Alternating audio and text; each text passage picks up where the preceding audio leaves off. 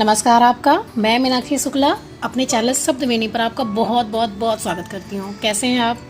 तो आज मैं जिनकी रचना लेकर उपस्थित हुई हूँ ये है पांडे सरिता जी। ये धनबाद झारखंड से आती हैं और इनकी अब तक 2 किताबें प्रकाशित हो चुकी हैं। काव्य संग्रह है रेत पर नदी और रे मन मथनिया।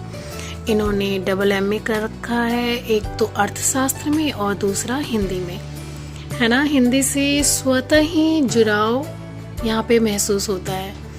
तो जब आप इनकी किताबें पढ़ेंगे जो कि अमेज़न, फ्लिपकार्ट और बुक रिवर पब्लिकेशन पर उपलब्ध है, तो आप ज़रूर पढ़िए और मैं इनका लिंक भी डिस्क्रिप्शन में ज़रूर दे दूँगी। और पांडे सरिता जी की तो आज मैं रेमन मथनिया से इनकी एक कविता प्रस्तुत करती हूँ आपके लिए। आप सुन के ज़रूर बताइए कि कैसी है ये। और हाँ, सब्सक्राइब भी जरूर कीजिए हमारे चैनल शब्दवेणी को। आपका भी चैनल है, आप भी जुड़िए हमसे। अगर हमारा काम पसंद आता है तो भर भर की तारीफें कीजिए। अगर कहीं गलती होती तो वो भी बताइए। आपके सुझावों का सदैव स्वागत है। तो मिट्टी की हांडी। एक विजित मुस्कान लिए मेरे सामने खड़े थे, एक विजित मुस्कान लिए सामने मेरे खड़े थे, जैसे जीता गया हो उनके द्वारा सत्याग्रह दांडी। मिट्टी की हांडी। हर बार की तरह इस मकर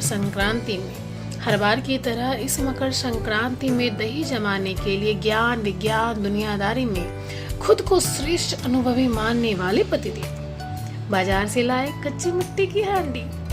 बनाने, बेचने और खरीदने वाले से इस नासमझी की उम्मीद तो मुझे बिल्कुल ही ना थी। इस्तेमाल के लिए इतनी कच्ची कौन लाता है मिट्टी की हांडी?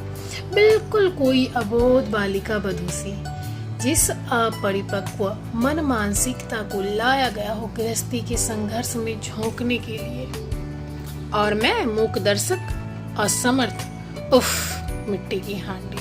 अब क्या करूं यह अन्याय रोकने के लिए?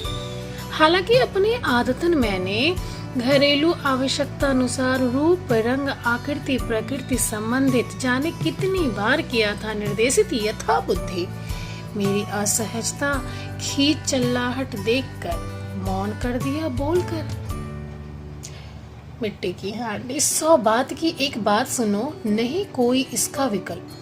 100 बात की एक बात सुनो, नहीं कोई विकल्प इसका। जो जैसा है उसे वैसा ही स्वीकार करो। सुघर पार्वती रूप में बंद करो बनना चंडी। मुफ्त का ज्ञान तुम लाती कहाँ से? जैसे अति कुशल कोई निपुण कुम्हार की बेटी। मिट्टी की हांडी। कितना खूबसूरत वार्तालाप है ना पति पत्नी के मध्य। छोटी छोटी चीजों को भी कितनी सहजता से दर्शाया गया है, बहुत ही खूबसूरत। मैं इनकी एक और रचना आपके सामने प्रस्तुत करना चाहती हूँ। ये है रेत पर नदी से मेरा बुद्धत्व। बहुत खूबसूरत है और गूढ़ भी है, यथार्थ भी है। पता है, रेत पर नदी का तो कवर पेज आकर्षक है ही। आप रेमन मथनिया पर आप देखिएगा, इनका कवर पेज इतना खूबसूरत है जिसमें सरिता जी खुद ही हैं। तो चलिए, मैं बातें बहुत करती हूँ, मैं आपको सुनाती हूँ मेरा बुद्धत्व। बहुत पढ़ा है मैंने सुकरात और उनकी पत्नी, बहुत पढ़ा है मैंने सुकरात और उनकी पत्नी, लियो टॉलस्टॉय और उनकी पत्नी, जैसे सैकड़ों दाम्पत्य की किस्से कहानियों को, जिसमें पत्नी को जाने अनजाने प्रस्तुत कर खलनायिका के रूप में सहानुभूति बटोरने का सस्ता सा प्रयास। देख समझकर मैं भी सोचती हूँ कभी कभी, चलो मैं भूलकर तुम्हें व्यस्त हो जाती हूँ नेल्सन मंडेला बनने की राह में। बच्चे भूखे प्यासे नंगे अधूरी जिंदगी के साथ रहने देकर निकलती हूँ भ्रमण पर, विश्व कल्याण की राह में। दार्शनिक विचारों में खोई योग, ज्ञान, धर्म, आस्था, आध्यात्मिक उलझी हुई गृहस्थी विमुख,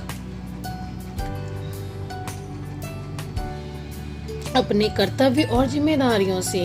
और देखती हूँ कितना उभरता है तुम्हारा समर्पित रूप।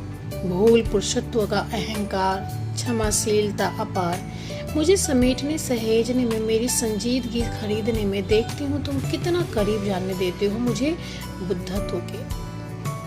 परिंदा मेरे मन की उड़ान मापना चाहता है जहान, परिंदा मेरे मन की उड़ान मापना चाहता है, जहाँ आगे बढ़ जाना चाहती हूँ तुम्हें छोड़कर, इस विश्वास पर जाने किसी मोड़ पर जब छोड़कर चली जाऊँ, जब भी लौटूं तुम तो यहीं बैठे मिलोगे, शांत संयमित रूप में, क्योंकि समर्पण तुम्हारा ही तो नाम है।